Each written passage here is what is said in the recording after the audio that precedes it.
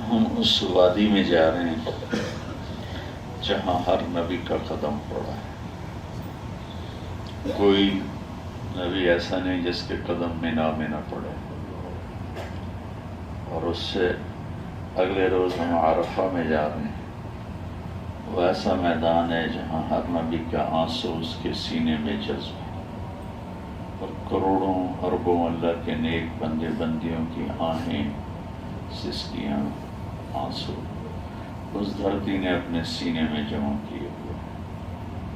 اور وہ ایسی مقدس جگہ ہے جس کے بارے میں اللہ کے نبی نے فرمایا کہ عرفہ کا دن اللہ تعالیٰ فرماتا ہے میرے بندو بندیو، آج جتنے گناہ لے کر آؤ، جتنے بارش کے قطرے، جتنے درختوں کے پتے، جتنے ریت کے ذرے، گردش ایام میں بننے والے جتنے دن اور رات، کس کے پاس آئی تھی؟ تو آج اتنے بھی لاؤ گے نا اور معافی مانگو گے تو سارے معاف کر دیں. تو ہم جب کسی کے دربار میں جاتے ہیں، کسی فنکشن میں جس میں وی آئی پیز ہوتے ہیں، تو ہم تیاری کرتے ہیں ایسی ویسٹ کوٹ ہو، ایسا کرتا ہو، ایسی شلوار ہو، یا ایسا کوٹ ہو، ایسی ٹائی ہو، ایسی پتلون ہو، ایسا بوٹ ہو، ایسا وہ جیب میں رومال ہو. یہ ایک اسٹیٹس ہے، اس کی ہم تیاری کرتے ہیں. جب میں لاہور پڑھتا تھا تو لارڈز ہوٹل تھا مال روڈ پر، تو وہاں صرف پتلون میں جا سکتے تھے، وہاں آپ شلوار کرتے میں نہیں جا سکتے تھے. شلوار کرتا ہے تو پھر ساتھ وہ شیروانی ہونی چاہیے، ورنہ وہ اندر نہیں جانے دیتے. ہم تو کالج کے لڑکے فقرے، ہم تو گھس جاتے تھے، تو ہم سے ڈرتے تھے، نہیں روکتے تھے. تو بڑی محفل میں جانے کے کچھ آداب ہوتے ہیں، ظاہری بھی، جن کو دیکھا جاتا ہے. آپ کو عجیب بات بتاؤں، ایران کا جو بادشاہ تھا کسرا، جس نے ہمارے نبی کا خط پھاڑا تھا، اس کی محفل میں دربار میں انٹری کے لیے لازم تھا کہ سر کی ٹوپی کم از کم 1,00,000 درہم کی ہو. 1,00,000 یعنی 30 لاکھ روپے کی صرف ٹوپی ہوگی تو پھر وہ باقی لباس الگ. کیونکہ وہ خود جو سر پہ ٹوپی رکھتا تھا نا، وہ 2.5 من وزنی تاج تھا. 2.5 من نام جاتا سکتا نہ، تو وہ زنجیر سے لٹکا ہوتا تھا، اس میں سر دے دیتا تھا، تو اس میں ہیرے جواہرات کیا کچھ جڑا ہوتا تھا. کل ہم بہت اسپیشل جگہ جا رہے ہیں تو کچھ اس کے آداب ہیں، اس میں سے ایک بتانے لگا، اور ایک حدیث سے ریلیٹ کر کے. میرے نبی نے فرمایا میرے بیٹے انس، تمہیں ایک بہت بڑی سنت بتاؤں، بہت بڑی، بلکہ بہت بڑی کی وجہ کر ذالک من سنتی، عظیم الشان. میرے بیٹے انس تمہیں ایک عظیم الشان سنت بتاؤں.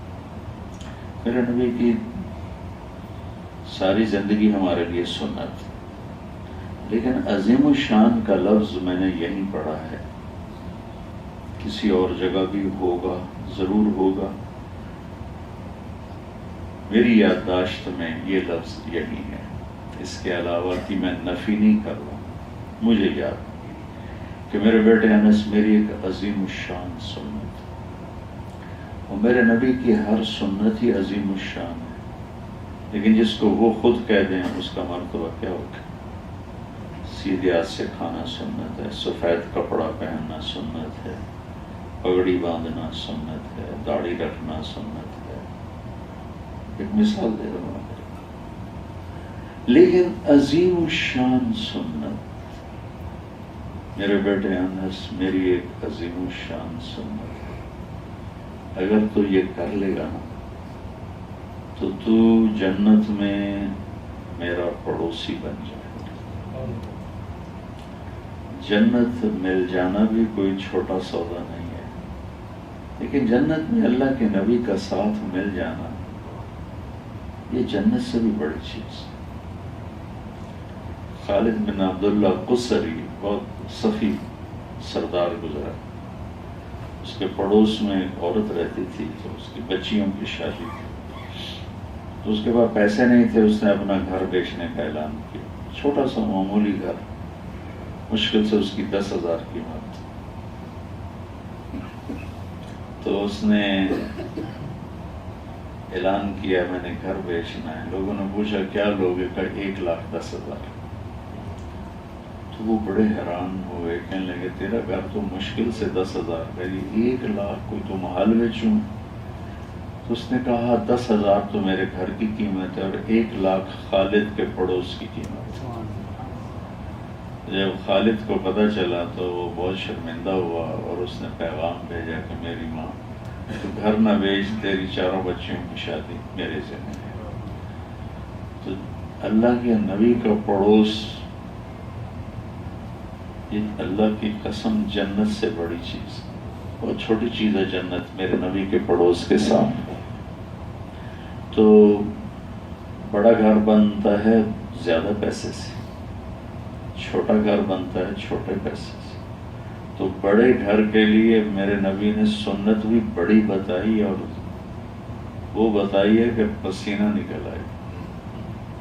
کہ میرے بیٹے اگر تو میری یہ سنت کو اپنا لے تو جنت میں میرا پڑوسی بن جائے گا. کہ یا رسول اللہ کیا ہے؟ تو آپ نے فرمایا ان استطعت او قال ان قدرت, اگر تو کر سکے.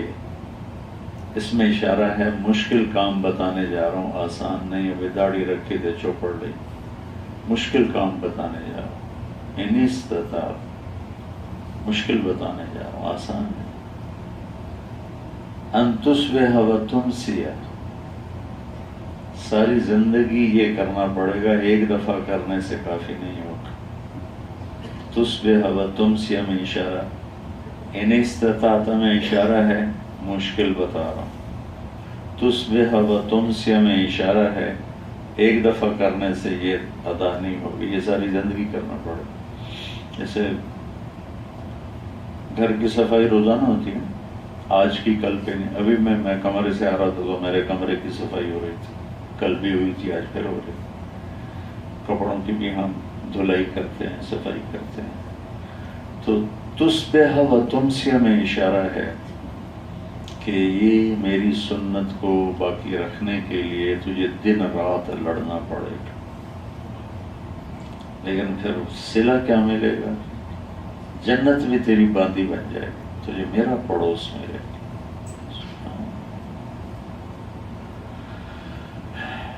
کیا ہے اب یہ عرفات میں جانے کا پروٹوکول ہے. ویسٹ کوٹ ایسی پاؤ, جوتا ایسا پاؤ. مجھے برانڈوں کو تو نام نہیں آتے کہ فلانے برانڈ دی جوتی پاؤ, فلانے برانڈ دی گھڑی بنو. تو میرا رب کہتا ہے مجھے بھی پروٹوکول چاہیے, ایک برانڈڈ چیز چاہیے, میرے نبی کی برانڈڈ چیز چاہیے. کہا میرے بیٹے ساری زندگی کام کرنا پڑے گا اور کوشش سے کرنا پڑے گا, اور وہ کام یہ ہے کہ یوں کیا کہ اس دل میں کسی کی نفرت نہ پالو. سبحان اللہ. اچھا غور کریں, فرمایا کسی کی, مسلمان نہیں کہا, مسلمان نہیں کہا, امتی نہیں کہا, نیک نہیں کہا, رابعہ بصری نہیں کہا, جنید بغدادی نہیں کہا, کسی کی. اور کسی میں 700 کروڑ انسان ہیں اس وقت, 7 ارب, 1.5 ارب مسلمان ہیں, 5.5 ارب غیر مسلم ہیں. اور میں اس کیا ہے, میرے نبی کو اللہ کہتا ہے وما ارسلناک الا رحمتا للمسلمین. تو نہیں کہا کہ میں نے آپ کو مسلمانوں کے لیے رحمتا للعالمین. اچھا عالمین میں تو آسمان بھی آ گیا. تو ایک دفعہ آپ نے جبریل سے پوچھا میں جو رحمت للعالمین ہوں تجھے کیا حصہ ملا ہے اس میں سے؟ سبحان اللہ. جبریل جبریل میری رحمت سے تجھے کیا حصہ ملا؟ کہ یا رسول اللہ مجھے بھی ڈر تھا کہیں میرا اللہ مجھے دوزخ میں نہ ڈال دے، لیکن اللہ نے آپ کے قرآن میں میری تعریف کی ہے، انہ لقول رسول کریم ذی قوت عند ذی العرش مکین مطاع ثم امین. یہ ساری جبریل کی تعریف ہے. تو جب سے آپ کے رب نے آپ کی کتاب میں میری تعریف کی تو مجھے یقین ہو گیا کہ ہوں میں نے دوزخ نہیں پاگا، مجھے آپ کی رحمت سے یہ حصہ ملا ہے. تو گویا سدرۃ المنتہا تک میرے نبی کی رحمت پھیلی ہوئی، کیونکہ جبریل سدرۃ المنتہا پہ رہتے. تو میرے نبی نے اپنی رحمت للعالمین کو پروف کیا، ثبوت دیا. یہ نہیں فرمایا کہ مسلمان سے نفرت نہ کرنا، دنیا کے کسی انسان کے بارے آنے نہ دینا کوئی غلط جذبہ.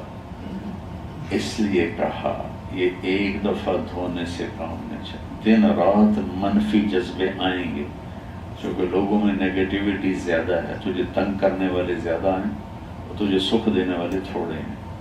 تو جتنے کانٹے چوہے نکال دینا، مرہم لگا کے آگے چل پڑنا. اس کی نفرت نہ پالنا، اس کا بغض نہ پالنا، اس کی حقارت نہ پالنا، اس پہ تبصرہ نہ کرنا. کیا خوبصورت بات، سبحان. جو آدمی مثبت پازیٹیو ہو جاتا ہے اس کے اندر کی دنیا اللہ چین سے بھر دیتا ہے. جو نیگیٹو ہو جاتا ہے اس کا اندر کانٹوں سے بھر جاتا ہے، اسے کبھی سکھ نہیں ملتا. تو بھائیو، میں اصل تو یہ بات کر رہا ہوں کہ وہاں جانے سے پہلے ہم اپنے دل کے سارے غلط جذبے دھو دیں اور پھر اللہ سے مانگیں کہ مرتے دم تک یہ جھاڑو ہمارے ہاتھ میں رہے. دل بھی ایک آنگن ہے، ایک صحن ہے، ایک برتن ہے، ایک گھر ہے. روزانہ ہماری یہ مستورات بیٹھی ہیں، یہ روزانہ گھر کی صفائی کروا رہی ہوتی. جن کے نوکر نہیں ہیں وہ خود کر رہی ہوتی. جن کے نوکر نوکرانی ہیں ان سے سب سے پہلا کام ہی یہ ہوتا ہے کہ کل کی صفائی آج کافی نہیں.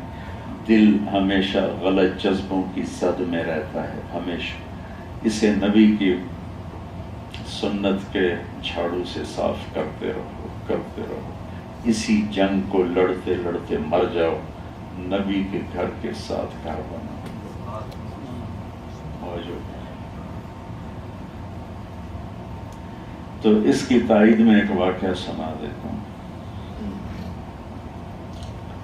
میرے نبی تشریف فرما تھے تو آپ نے فرمایا اس سامنے والے دروازے سے ایک جنتی آ رہا ہے.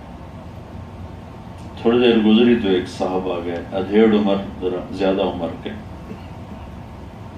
اگلے دن بیٹھے تھے تو آپ نے کہا اس دروازے سے ایک جنتی آ رہا. کل والا ہی آدمی آیا. تیسرے دن بیٹھے تھے، آپ نے کہا ایک جنتی آ رہا ہے، تو وہی آدمی آیا. 3 دن جنت کی بشارت ایک آدمی. اس محفل میں ایک شخص ہے، ان کا نام ہے عبداللہ بن عامر. 1.5 لاکھ 2 لاکھ 3 لاکھ جتنے بھی صحابہ ہیں اس میں یہ عبادت کے اسکیل میں سب سے اوپر ہے. آپ سن کے حیران ہوں گے. ساری رات تہجد، سارا سال روزہ، اور دن رات میں ایک ختم قرآن.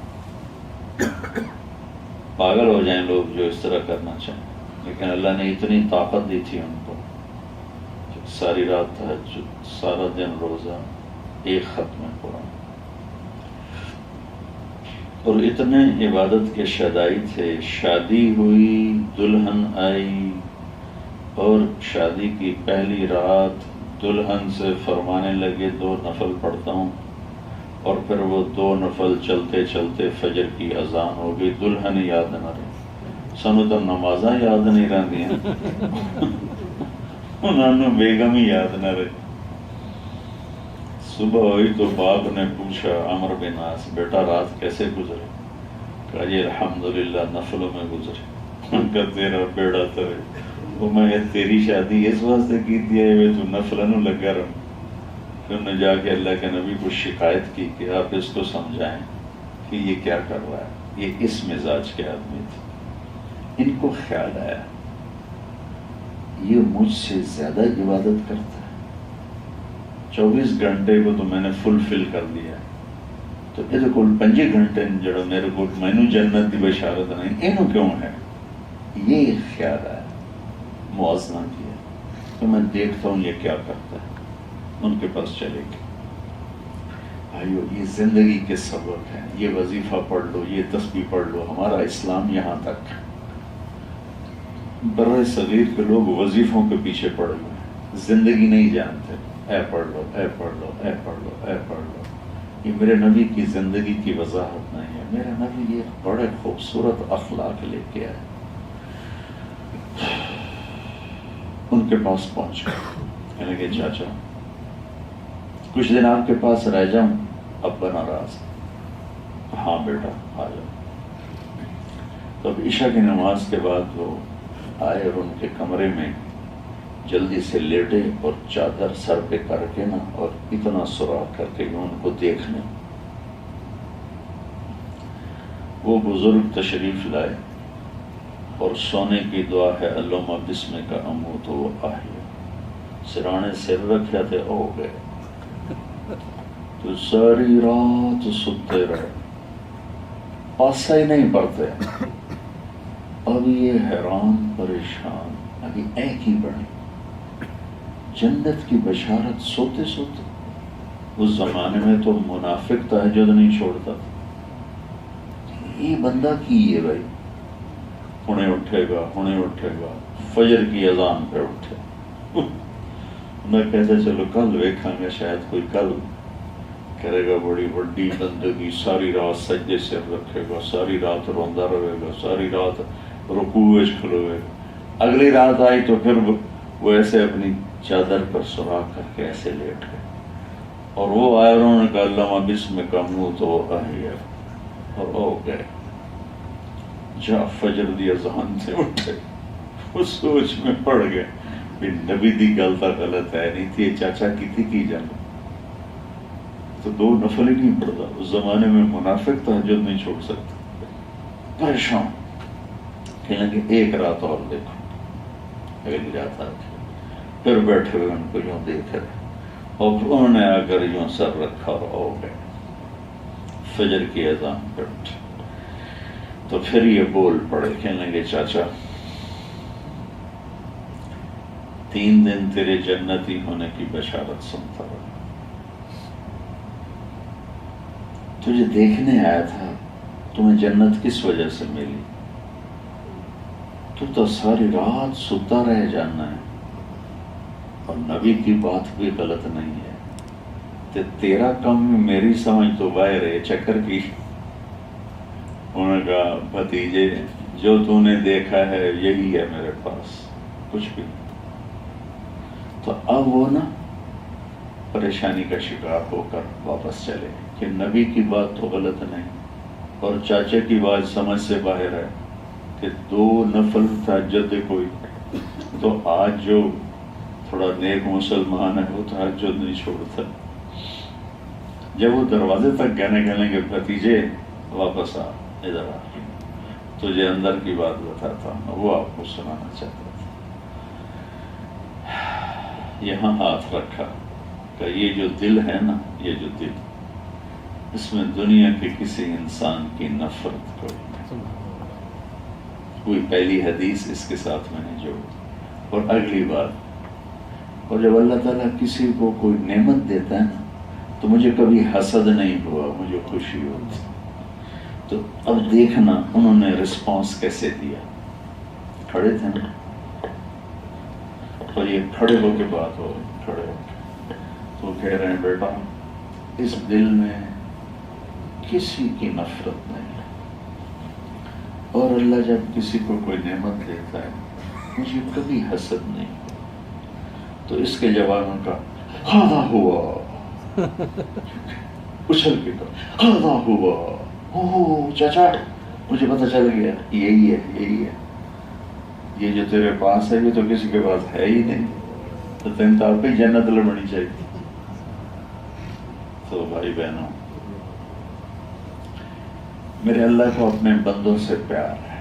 جو اللہ کے بندوں سے مخلص ہو جاتا ہے نا، وہ نفلی عبادت والوں سے بہت آگے چلا جاتا ہے.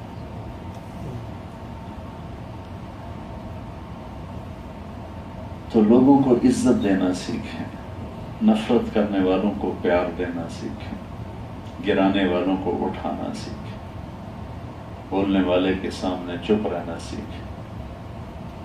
پھر آپ دیکھیں اللہ کا غیبی نظام آپ کے ساتھ کیسے حرکت کرتا ہے. تو کل کا ہمارا سفر ہے، میرے لیے دعا فرمائیں. میرا درد پھر زندہ ہو گیا ہے.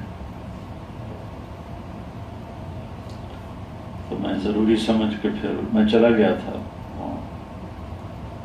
سلام پھرتے اٹھ کے چلا گیا تھا. پھر مجھے جب حدیث بار بار ذہن میں آ رہی تھی تو مجھے خیال آیا کہ یہ بددیانتی ہوگی کہ میں اپنے آرام کی خاطر ایک آئی بات آپ سے نہ کروں. اس لیے بہت قیمتی بات آپ کو بتائیے اور لاکھوں حدیثوں کا خلاصہ آپ کو بتایا. آپ کر لیں. آپ اکثر تاجر بیٹھیں، مارکیٹ میں چیز شارٹ ہو جائے اور آپ کے پاس ہو تو کیسی موج ہوگی. آپ کتنا مزہ لیتے ہو اس وقت کہ میرے کو اور گل ہے ہی نہیں. موج کر کے مزہ لیتے. اللہ کی قسم جو چیز بتا رہا ہوں مارکیٹ میں کوئی نہیں. آپ لے لو، پھر اپنی عزت دیکھنا. قیامت تو دور ہے، دنیا میں دیکھ لینا اللہ کیسے عزت دلاتا. مسرات سے بھی کہتا ہوں آپ سے اس دل کو صاف کر. لوگوں کے منفی رویے جتنا بھی آ جائیں صاف. صبر کرو، برداشت کرو، صبر کرو، برداشت کرو، معاف کرو. فی جائے ایام کی تلخی کو بھی ہنس کے ناصر، غم کو سہنے میں بھی قدرت نے مزہ رکھا ہے. تو انشاءاللہ بہت فائدہ ہوگا. السلام علیکم.